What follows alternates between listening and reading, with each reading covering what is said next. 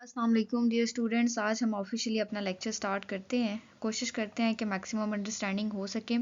तो आज हमने करना है थर्मोडायनामिक्स का स्टार्ट। तो इसमें हम सबसे पहले बेसिक ऑफ थर्मोडायनामिक्स को ही आगे लेकर चल रहे हैं, जिसमें हम पढ़ेंगे वर्क ऑफ एक्सपेंशन, जो कि हम कहते हैं कि गैस के केस में हम प्रेशर वॉल्यूम वर्क की बात करते हैं।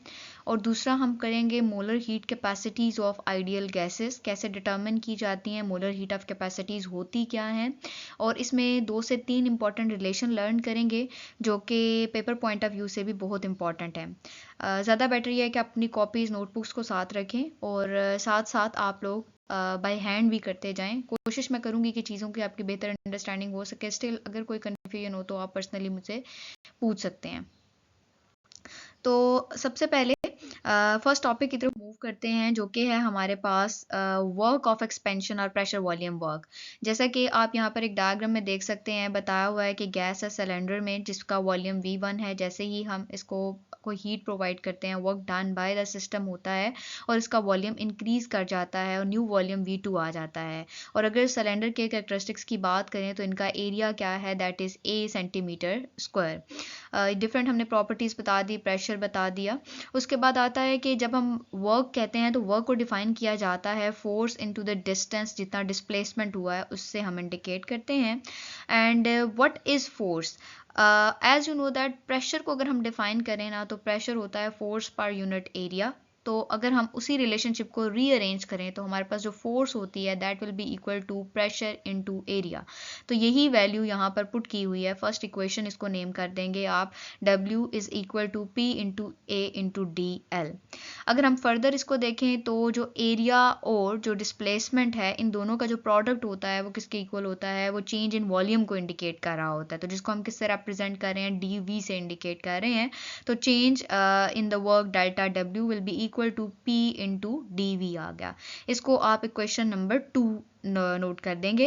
अब इसको अगर हमने फर्दर करना है वर्क के, इसको फर्दर सिंप्लीफाई करने की कोशिश की जाए तो हम इसका इंटेग्रल ले लेते हैं।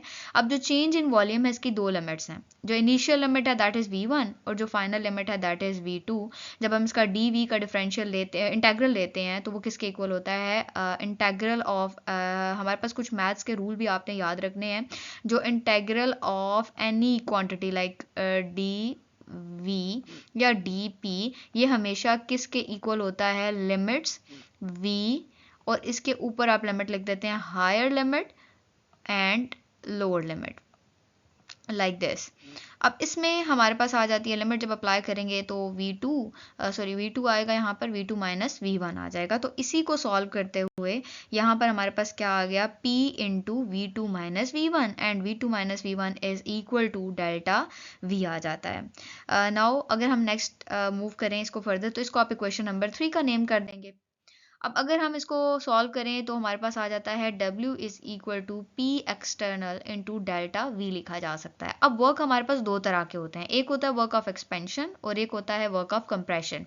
एक्सपेंशन क्या होता है, किसी चीज़ का एक्सपैंड करना, और एक्सपेंशन कब हो रही है, जब work done by the system है। और as you know that work done by the system क्या होता है, हमेशा नेगेटिव होता है। सो वर्क ऑफ एक्सपेंशन क्या होगा, नेगेटिव होगा।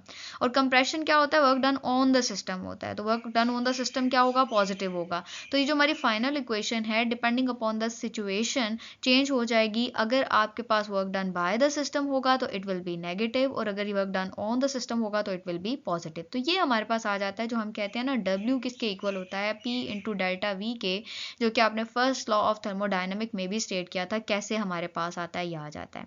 अब नेक्स्ट हमारे पास आता है कि प्रोसेसेस दो तरह के होते हैं, एक होते हैं आइसोथर्मल प्रोसेसेस और दूसरे होते हैं एडियाबैटिक प्रोसेसेस।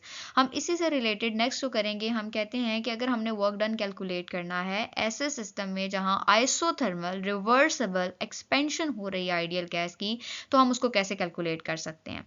अभी तक तो हमारे पास जितना नॉलेज है, हमें ये पता है कि अब एक्सपेंशन है, तो एक्सपेंशन क्या है, work done by the system है। तो हम कौन सी क्वेश्चन फॉलो करेंगे, W is equal to minus integral P delta P into DV आ जाएगा। अब इसमें अगर हम देखें तो according to the general gas equation we also know that PV किसके इक्वल होता है, nRT के इक्वल होता है। और P को रीअरेंज किया जाए तो it is equal to nRT over V। अगर हम इस इक्वेशन में, जो आप इसको बेशक फर्स्ट कर लेंगे इक्वेशन। फर्स्ट इक्वेशन में वैल्यू p की पुट करें तो it will become n r t over v। अब यहाँ पर दो चीज़ें वेरिएबल हैं, अगर आप यहाँ पर ऑब्जर्व करें तो एक तो आपके पास क्या है डी वी है, और अगर हम जो हमने न्यू वैल्यू पुट की तो ये क्या आ जाएगा d v by v. Again यहाँ पे एक और रूल आ जाता है हमारे पास, जो रूल आता है वो कुछ इस तरह से आता है कि अगर आपके पास कोई भी वेरिएबल है, आप उसका इंटेग्रल ले रहे हैं और उसका डिफरेंशियल उसके ऊपर मौजूद है, लाइक यहाँ पर डी वी वी, यानी v का डिफरेंशियल मौजूद है dv के ऊपर, dv की फॉर्म में ऊपर, तो जब इसका इंटेग्रल लेंगे तो हमेशा वो किसके इक्वल होगा, that will be equal to the natural log of that quantity, that it will be equal to natural log v के इक्वल होगा। तो यहाँ पर हमने क्या कर दिया, जब हम इसका इंटेग्रल लेंगे तो it will be equal to natural log v। अब अगेन इस पे भी दो लिमिट्स अप्लाई होती हैं, हायर लिमिट क्या है, it is v2, lower limit क्या है, it is v1। Limits apply करने का आपको पता होना चाहिए, हम कैसे करते हैं कि यहाँ पर नेचुरल लॉग v की जगह एक दफ़ा upper limit minus lower limit करेंगे तो natural log v2 minus natural log v1 आ जाएगा। एंड अदर रूल यहाँ पे आता है कि जब भी दो क्वांटिटीज़ नेचुरल लॉग या लॉग के ज़रिए से माइनस के थ्रू कनेक्टेड हैं तो यहाँ पर क्या होगा, इनको हम डिवाइड कर देंगे, प्लस के थ्रू होंगी तो प्लस करेंगे, और प्लस के थ्रू होंगी तो मल्टीप्लाई करेंगे, और माइनस के थ्रू, यानी यहाँ पर जो चीज़ बनती है, यहाँ पर एक स्टेप आप बेशक ऐड कर लें, तो would be like natural log v2 minus natural log v1 आ जाएगा। और फिर इसको फर्दर जब करेंगे तो क्योंकि दोनों क्वांटिटीज़ लॉग नेचुरल लॉग में हैं तो इनको हम किस में कन्वर्ट कर देंगे, डिवीजन में कर देंगे। और एक और चीज़, जितने भी कांस्टेंट होते हैं हम उनको पहले बाहर निकाल लेते हैं, तो इंटेग्रल लेते हुए यहाँ पर आप देखिए, यहाँ पर n r t d v by v तो लिखा हुआ है, लेकिन जब हम इंटेग्रल लेंगे तो सिर्फ वेरिएबल्स का लेंगे। R is constant, as process is isothermal तो temperature is also constant in this case. So variable हमारे पास क्या है, सिर्फ और सिर्फ वॉल्यूम है, तो इसको हम अंदर रख लेंगे, तो लॉग v2 ओवर v1 आ जाएगा। नेक्स्ट अब अगर हम देखें तो हमारे पास ये तो आ गया कि वर्क है हमारे पास। अब आइसोथर्मल एक्सपेंशन में आप अगर यहाँ पर देखें तो इसको मजीद सिंप्लीफाई किया जाए तो नेचुरल लॉग भी नेक्सस की वैल्यू होती है। नेचुरल लॉग किसके इक्वल होता है, 2.303 लॉग के इक्वल होता है। तो हम इस रिलेशनशिप को फर्दर सिंप्लीफाई करके लिख सकते हैं, w is equal to minus 2.303 and r t log v2 by v1 आ जाता है। अब अगर आप इसको इन टर्म्स ऑफ प्रेशर करना चाहें तो इस क्वेश्चन को मॉडिफाई किया जा सकता है। किस तरह से किया जा सकता है, P1 V1 किसके इक्वल होता है, P2 V2 के इक्वल होता है। तो अगर हमने V2 ओवर V1 की वैल्यू लेनी हो तो वो किसके इक्वल होगी, that will be equal to P1 over P2। So W will be equal to minus 2.303 nRT log P1 over P2 आ जाएगा। अब यहाँ पर एक और चीज़ अंडरस्टैंडेबल है, वो ये है कि अब यहाँ पर हम अगेन वही बात करेंगे, एक्सपेंशन वर्क भी होता है, कंप्रेशन वर्क भी होता है। तो जब हम एक्सपेंशन वर्क की बात कर रहे हैं तो इसको इसी इक्वेशन को रीअरेंज थोड़ा सा कर लेते हैं। अब जब हम इसका इन्वर्स लेते हैं, पहले हमारे पास क्या है, minus 2.303 n r t log P1 over P2। अब जब आप इसका इन्वर्स लेंगे तो ये पूरी क्वांटिटी किस में कन्वर्ट हो जाएगी, प्लस में कन्वर्ट हो जाएगी, यानी वर्क ऑफ एक्सपेंशन किसके इक्वल होगा, 2.303 n r t log P2 over P1 के इक्वल होगा।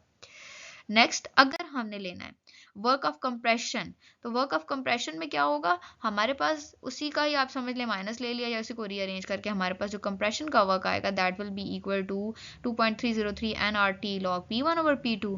और अगर हम वॉल्यूम की टर्म में करेंगे तो it will B V2 over V1। तो ये रिलेशनशिप इंपॉर्टेंट क्यों है, ये रिलेशनशिप इंपॉर्टेंट इस तरह से है कि जब भी हम कोई भी सिस्टम ऐसा पढ़ते हैं जहां आइसोथर्मल एक्सपेंशन हो रही है और कहा जाता है कि आप उसका वर्क कैलकुलेट करें, तो आप डायरेक्टली इन रिलेशनशिप्स को यूज़ कर सकते हैं। नेक्स्ट कुछ न्यूमेरिकल्स आपकी बुक में दिए हुए हैं, आप इनको सॉल्व कर सकते हैं, कुछ कंडीशंस दी हुई होंगी।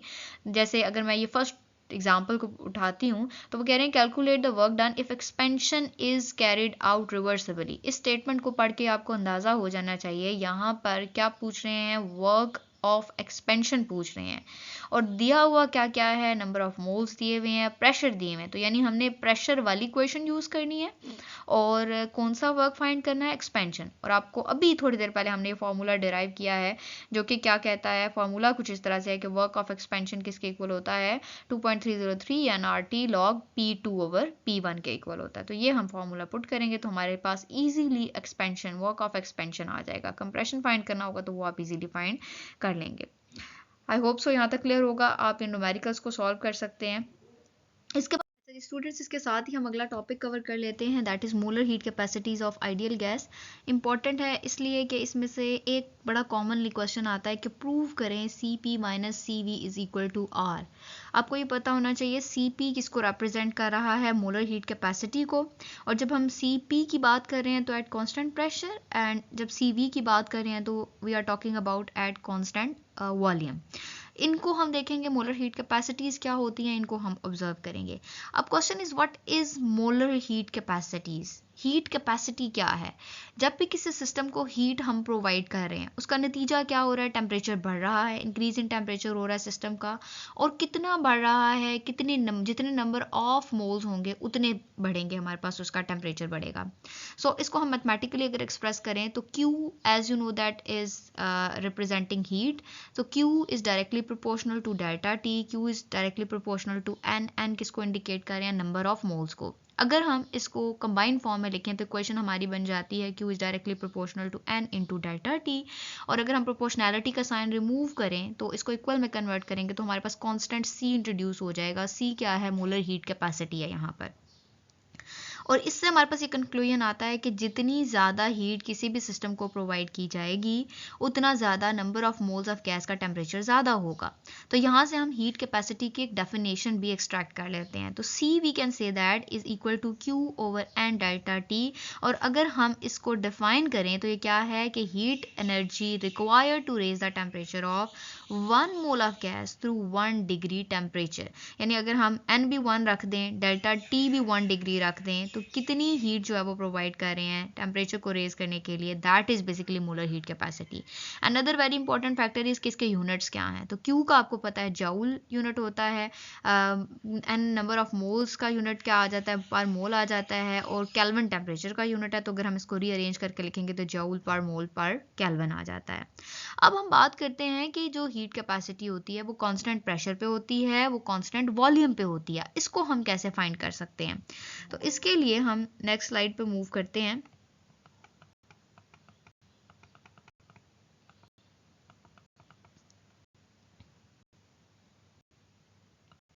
नेक्स्ट में हमारे पास आता है कि ये दो हम कैटेगरीज को पढ़ेंगे। फर्स्ट लॉ ऑफ थर्मोडायनामिक हम अप्लाई कर सकते हैं, फर्स्ट लॉ ही आगे अप्लाई होगा। फर्स्ट लॉ का आपको मैथमेटिकल एक्सप्रेशन पता है कि डेल्टा ई किसके इक्वल होती है, Q प्लस W के इक्वल होती है। इसी को ही हम यूज़ करेंगे। फर्स्ट केस हमारे पास आता है जी CV की डेरिवेशन हम कैसे कर सकते हैं। तो CV की डेरिवेशन का सिंपल सा तरीका है, इसी इक्वेशन को अगर हम यूज़ करें तो CV का मतलब कॉन्स्टेंट वॉल्यूम, और W हमारे पास कौन सा होता है, प्रेशर वॉल्यूम वर्क होता है। जब प्रेशर वॉल्यूम वर्क में हम डेल्टा V ही ज़ीरो कर देंगे तो ये जो W वाला फैक्टर है ये ज़ीरो के इक्वल आ जाएगा। सो QV डेल्टा E किसके इक्वल आ जाएगा, QV के इक्वल आ जाएगा। अभी पिछली हमने स्लाइड में ये देखा कि QV क्या है। Q हमारे पास कितने फैक्टर्स को चेंज कर रहा है, N को चेंज कर रहा है, C को चेंज कर रहा है, T को चेंज कर रहा है, यानी ये इसके इक्वल आ रहा है। तो QV is equal to NCV delta T के। अगर हम इसी वैल्यू को यहाँ पर इस इक्वेशन, इसको इक्वेशन 1 नंबर कर दें, इसको इक्वेशन 2 नंबर कर दें, इसको 3 कर दें, तो इसको हम अगर हम पहली वाली इक्वेशन में पुट करेंगे तो हमारी फर्स्ट इक्वेशन क्या आ जाएगी, delta E is equal to NCV delta T। ये हमारे पास फाइनल एक्सप्रेशन आ जाता है। इसको आपने नोट कर लेना है कि यानी ये इंटरनल एनर्जी से रिलेटेड है। दूसरा आता है कि इंटरनल एनर्जी इंक्रीज कर रही है। अब आते हैं CP के लिए। CP यानी कांस्टेंट प्रेशर। तो जब हम कांस्टेंट प्रेशर ले रहे हैं तो delta E will be equal to first law of thermodynamic ही आ गया, Q की जगह आप QP लिख लें और W यहाँ पर प्लस W आ जाएगा। क्योंकि गैस एक्सपेंशन है, expansion work done by the system है, तो वर्क हमारे पास क्या आ जाएगा, माइनस आ जाएगा। वर्क कौन सा होता है, प्रेशर वॉल्यूम वर्क होता है। तो इसको हमने इक्वेशन को जब लिखना है तो रीराइट कर सकते हैं इस इक्वेशन को। जब आपके पास Q भी किसके इक्वल था, NCV डेल्टा T के इक्वल था, तो QP किसके इक्वल होगा, NCP डेल्टा T के इक्वल आ जाएगा, माइनस V डेल्टा V आ जाएगा। ये एक न्यू फॉर्म आ गई इक्वेशन की। अगर हम इसको इक्वेशन 1 कर रहे थे, इसको इक्वेशन 2 कर रहे थे, तो यहाँ पर ये इक्वेशन 3 आ जाएगी। अब 3 को थोड़ा और हम यहाँ पे इस इक्वेशन को आप 3 कर दीजिए। अब 3 को थोड़ा और हम सॉल्व करने की कोशिश करते हैं, इस पर थोड़ा वर्क करने की कोशिश करते हैं। अब डेल्टा E क्या है हमारे पास, माइनस NCP डेल्टा T है, माइनस डेल्टा को हम बाहर निकाल लेते हैं, PV आ जाता है। According to general gas equation PV किसके इक्वल होता है, nRT के इक्वल होता है। तो हम PV की जगह यहाँ पर nRT भी प्लेस कर सकते हैं। अगेन यहाँ पे N कांस्टेंट है, R कांस्टेंट है, वेरिएबल क्या है, सिर्फ T है, तो इसी में ही चेंज आएगा। तो हम यहाँ पर डेल्टा T लिख लेंगे यहाँ पर।